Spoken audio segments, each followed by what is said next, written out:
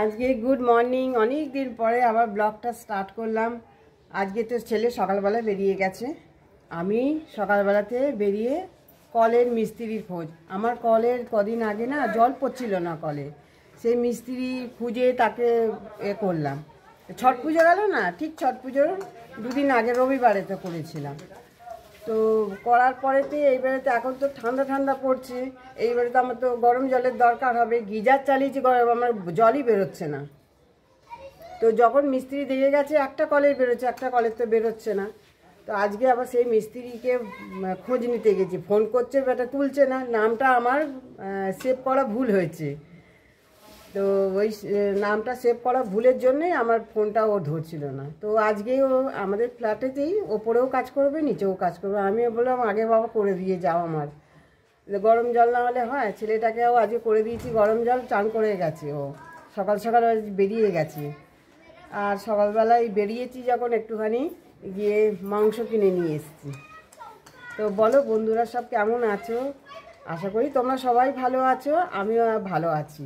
আমাকে ভালো থাকতে হবে। আমি নিজেকে যদি না ভালো থাকতে পারি, মানে ভালো রাখতে পারি, আমাকে তো কেউ ভালো রাখতে পারবে না। আমাকে নিজেই ভালো থাকতে হবে। আমাকে ভালো আছি। তো চলো সারাদিনে আমার কাজকর্ম দেখে নাও। আমি এই তো চালু করলাম, চলো।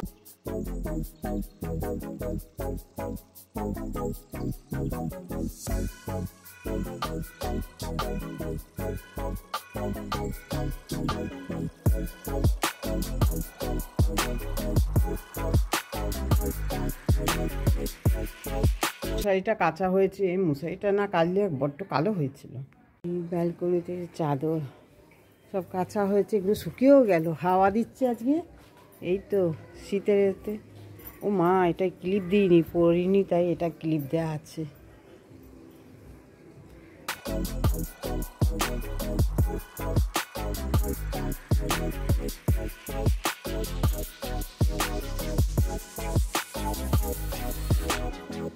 মাংসটা ম্যারিনেট করবে। দেখো মাংসের মধ্যে আলু।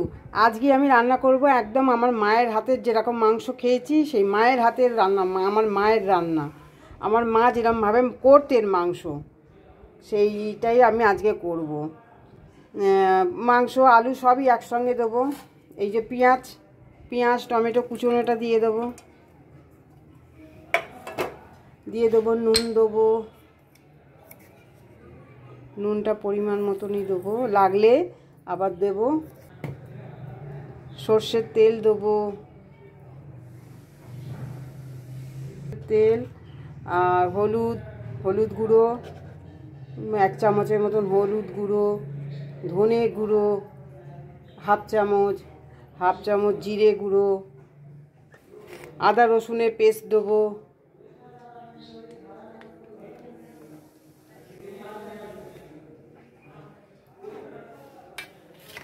দিয়ে ভালো করে এটাকে মাখবো। এর মধ্যে 1 চিটে চিনিও দেবো, এখন না, যখন কষবো তারপরে চিনি দেবো।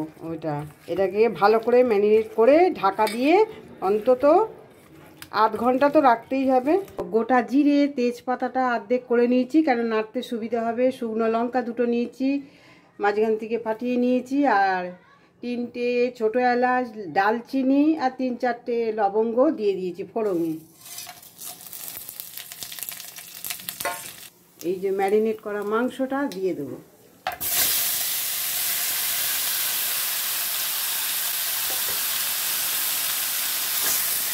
এটা একটুখানি সিম্পল হয়, একদম ঝোল হয়, খেতেও খুব স্বাদ হয়। এটা ভালো করে কষে নেবো। এটা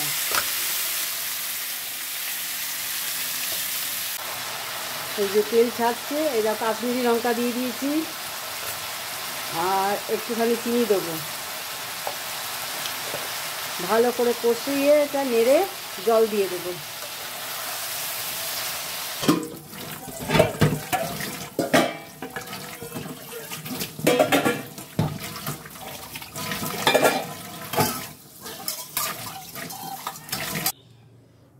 মাংসটা কষতে বসিয়ে বাসনগুলো মেজে নিলাম। দেখো কত জল বেরিয়েছে।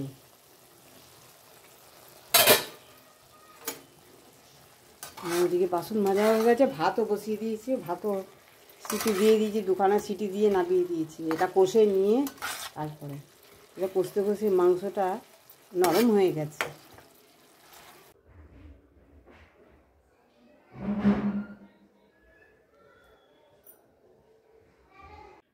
চলে এলাম পুজো টুজো সেরে, স্নান টান সেরে, পুজো সেরে এই যে মাংস ভাত নিয়ে বসেছি। দেখেছো, এই যে মাংসটা দেখতে হয়েছে এরকম,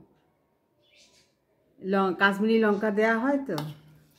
এবারেতে টিভিটা চালিয়ে নিয়েছি, টিভিটা চালিয়ে টিভি দেখবো আর ভাত খাবো। একলা ভাত খাই তো, আমার একলা ভাত খেতে কেমন একটা লাগে, কিন্তু কি করব, খেতে হবে তো। ওই জন্য টিভিটাকে সঙ্গী করে নিয়েছি, টিভি চলবে আর আমি খাবো।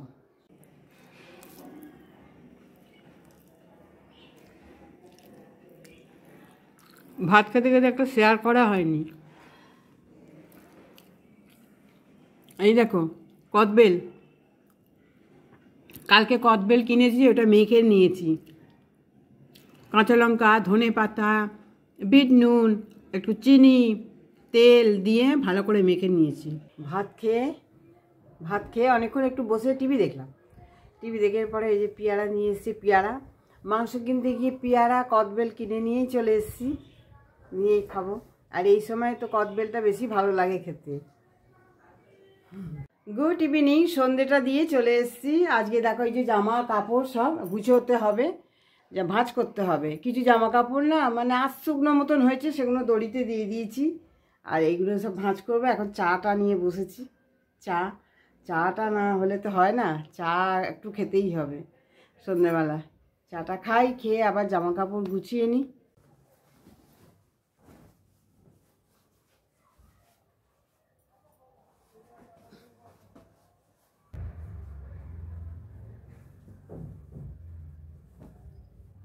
হলো সব ভাঁজ করতে গেলেই না, তখন আমার শাশুড়ি মায়ের কথা মনে পড়ে। আমি কেচে শুকোতে দিতাম, শাশুড়ি মা উল্টে পাল্টে দিয়ে যেগুলো শুকনো থাকতো সব ভাঁজ করে সবাইকে আলাদা আলাদা করে ভাঁজ করে রেখে দিত। এই সমস্ত তো আমার ঘাড়েই পড়েছে। আমি কোনো একলা হয়ে গেছি, তাও সব এখন পড়ে গেছে। তো চলো, এখন তো আর রান্না বান্না নেই, এবলা আছে রান্না। রুটিটা খালি করব, ছেলেরও ছুটি হয়ে গেছে, ছেলে আসবে, আমি গরম গরম রুটি করব আর খাওয়া হবে। যা সকালের মাংস রান্না হয়েছে ওইটা তো রয়েছেই।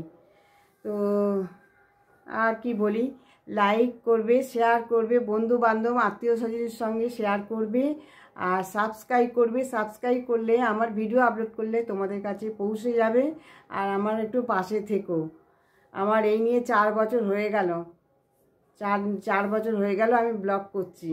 আর আমি রেগুলারই আমি এখন করব, মানে একদিন দুদিন ছাড়াই আমি করতে পারবো এটা। চলো আজকের মতন এইটুকুনি। সবাই ভালো থেকো, সুস্থ থেকো, সাবধানে থেকো। টাটা।